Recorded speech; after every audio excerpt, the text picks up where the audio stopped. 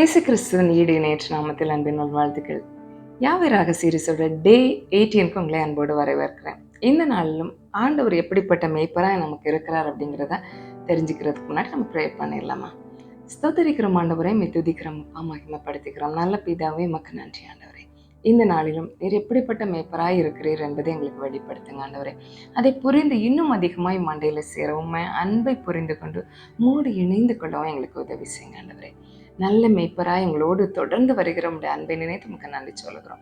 இது நேரம் முழுவதும் உங்க கண்ட்ரோல்ல எடுத்துக்கொள்ளுங்க. இயேசு நாமத்தில் ஜெபிக்கிறோம் சுவாமி, ஆமென். இந்த நாளிலும் நம்முடைய மேய்ப்பர் எப்படிப்பட்டவரா இருக்கிறார் அப்படின்னா, நித்திய ஜீவனை தரும் மேய்ப்பன். யோவான் 10வது அதிகாரம் அதனுடைய 28வது வசனம் இப்படியா சொல்லுகிறது, நான் அவைகளுக்கு நித்திய ஜீவனை கொடுக்கிறேன், அவைகள் ஒரு காலம் கெட்டு போவதில்லை, ஒருவனும் அவைகளை என் கையிலிருந்து பறித்து கொள்வதும் இல்லை. நிறைய நேரத்தில் நாம் நினைக்கிறோம், நம்ம இதை செய்ததுனால ஆண்டவரை விட்டு விலகி போயிட்டோமோ, இல்லை விலகி போயிடுமோ, நம்ம கெட்டு போயிடுமோ, இல்லை நம்ம ஆண்டவர் பக்கத்தில் சேர முடியாதோ அப்படின்லாம் நினைக்கிறோம். இல்லைங்க, நம்ம இந்த பிரச்சனைகள் இருந்தெல்லாம் வெளியில் நமக்கு வர முடியாது அப்படின்னு தான் ஆண்டவர் ஆல்ரெடி நமக்காக நித்திய ஜீவனை சுதந்திரித்து வைத்திருக்கிறார். நாம் அவரை கிட்டி சேர்ந்து அவரோடு இணைந்து அவர் சொல்லுகிறத கேட்டு நடக்க ஆரம்பிக்கும் பொழுது நித்திய ஜீவன் நம்முடைய பங்காய் மாற ஆரம்பிக்கும். நமக்காக அவர் நித்திய ஜீவனை வைத்திருக்கிறார். நித்திய ஜீவன் அப்படின்னு சொல்றது இங்கே தேவனோடு இணைந்து நடப்பது, இங்கு தேவ ஆசீர்வாதத்தை சந்தோஷமா என்ஜாய் பண்றது, அதே நேரத்துல வாழ்வுக்கு பின்பு அவரோடு இணைந்து நித்திய காலமாய் ஒரு எட்டர்னல் லைஃப், ஒரு தொடர்ந்து அவரோடு சேர்ந்து வாழுகிற வாழ்க்கை. அவர் நம்ம இங்கும் ஆசீர்வதிக்க விரும்புகிறார், அதன் வாழ்வுக்கு பின்பான நித்திய ஜீவனிலும் நம்மளை சேர்த்து கொள்ள விரும்புகிறார். அப்படிப்பட்ட ஒரு நல்ல மேய்ப்பனை தான் நம்ம ஆராய்த்து கொண்டு இருக்கிறோம். நீ என்னோட ஆடா இருக்கிறதுனால இங்கே கிடந்து கஷ்டப்படு, வறுமையில இரு, பட்டினியில இரு அப்படிங்கிறது ஆண்டவருடைய பிளான் கிடையாது. இந்த எரேமியா 33வது அதிகாரம் 9வது வசனம் சொல்லுகிறது, நான் அவர்களுக்கு செய்யும், அவர்கள்னா நம்ம தான், அவருடைய ஆடுகளாய் நமக்கு செய்யும் நன்மையெல்லாம் கேட்க போகிற பூமியின் எல்லா ஜாதிகளுக்கு முன்பாக அது எனக்கு மகிழ்ச்சியுள்ள கீர்த்தியாயும் புகழ்ச்சியாயும் மகிமையாயும் இருக்கும். நமக்கு ஆண்டவர் செய்கிறத மற்றவங்க கேட்கும்போது ஆண்டவருடைய நாமும் மகிமைப்பட போகிறதா.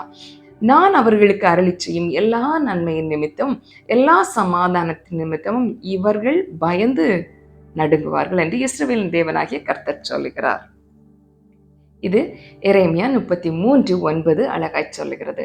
ஈசாக்கோட லைஃப்ல அதுதான் நடந்துச்சு. அவருக்கு செய்யற நன்மையை பார்த்து மற்றவங்களுக்கெல்லாம் பயம் உண்டாயிட்டு, ஆண்டவர் இவ்வளவாய் ஆசீர்வதிக்கிறார்னு. இவ்வளவாய் அது இந்த வசனத்துல ஒரு அழகான வார்த்தை பார்த்தீங்களா, நான் அவர்களுக்கு அருளி செய்யும் எல்லா நன்மை நிமித்தம், எல்லா சமாதானத்தின் நிமித்தமும். ஆண்டவர் கொடுக்கிற நன்மையோட சமாதானம் ஆடட் பிளெஸ்ஸிங்காக இருக்கும். அதுதான் ஆண்டவர் கொடுக்குற நன்மைக்கும் உலகம் கொடுக்குற நன்மைக்கும் உள்ள வித்தியாசம். உலகத்தில் நன்மையை அனுபவிக்கிறதே ஒரு பாவம் அப்படின்னு நம்ம நினைச்சிட்டு இருந்தோம்னா அது தவறு. ஆண்டவர் நமக்கு நன்மையை தர விரும்புகிறார், நமக்கு உயர்வை தர விரும்புகிறார். இதெல்லாம் ஆண்டவருடைய பிளெஸ்ஸிங் பிளான்ல இருக்கிறது. நாம செய்ய வேண்டியது அவரோடு இணைந்து இருக்க வேண்டியது, அவருடைய அன்பை மற்றவங்களுக்கு சொல்றது. இதை செய்துட்டே இருக்கும்போது அவர் சொல்லுகிறதை கேட்டு நாம் செயல்பட தொடங்கும் பொழுது நன்மையும் கிருபையும் நம்மளை தொடர்ந்து வந்து கொண்டே இருக்கும். அவர் நமக்கு நன்மை கொடுக்கிறது சுற்றி இருப்பவர்கள் பார்க்க போகிறார்கள். அவர் நம்மளை சமாதானத்தில் நடத்துகிறது மற்றவர்கள் பார்ப்பார்கள். உலகம் கொடுக்கிற பிளெஸ்ஸிங்கை என்ஜாய் பண்ணிட்டு இருக்கிற ஒருத்தரையும் தேவன் கொடுக்கிற பிளெஸ்ஸிங் என்ஜாய் பண்ணிட்டு இருக்கிறதுக்கும் வித்தியாசங்கள் நிறைய உண்டுங்க. இதை உலகம் பார்க்க போகிறது. இனி வரும் நாட்கள் அப்படிதான்.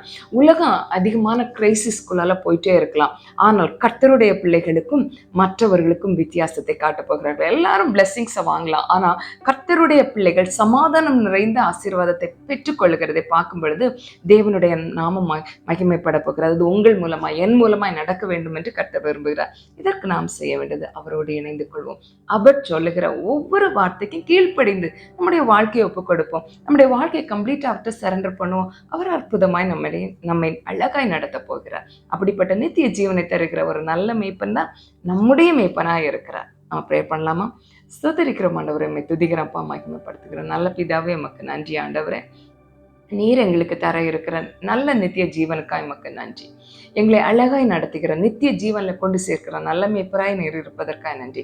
இந்த நாளிலும் என்னை கேட்கிற ஒவ்வொருவருடைய வாழ்க்கையிலும் ஒரு ஆழமான அர்ப்பணிப்பு உண்டாகட்டும், உம்மோடு இணைந்து நடக்கிற அனுபவம் உண்டாகட்டும் அப்பா. தொடர்ந்து உண்மை பற்றி கொள்ளுகிற அந்த உம்முடைய உறவுல ஒரு சீர்படுத்துதல் உண்டாகி உம்மோடு இணைந்து நடக்க உதவி செய்யுங்க. இப்போ ஒவ்வொருவரையும் பிளஸ் பண்ணுங்க. இப்போ ஒவ்வொருவருடைய சூழ்நிலையும் பிளஸ் பண்ணுறோம். இயேசுவின் நாமத்தில் சூழ்நிலை நெருக்கங்கள் எல்லாம் மாறி ஒரு சமாதானம், சந்தோஷம் உண்டாகட்டும் ஜெபிக்கிறோம். நீர் கொடுக்கிற ஆசீர்வாதம், நீர் கொடுக்கிற உயர்வுகள் இவர்களை வந்து சேர்வதாக. நீர் அப்படி செய்வதற்காக நன்றி. இயேசுவின் நாமத்தில் ஜெபிக்கிறோம் சுவாமி. ஆமென். சந்தோஷமா இருங்க. அவர் நம்மை அழகாய் நடத்துகிற தேவன். God bless you all.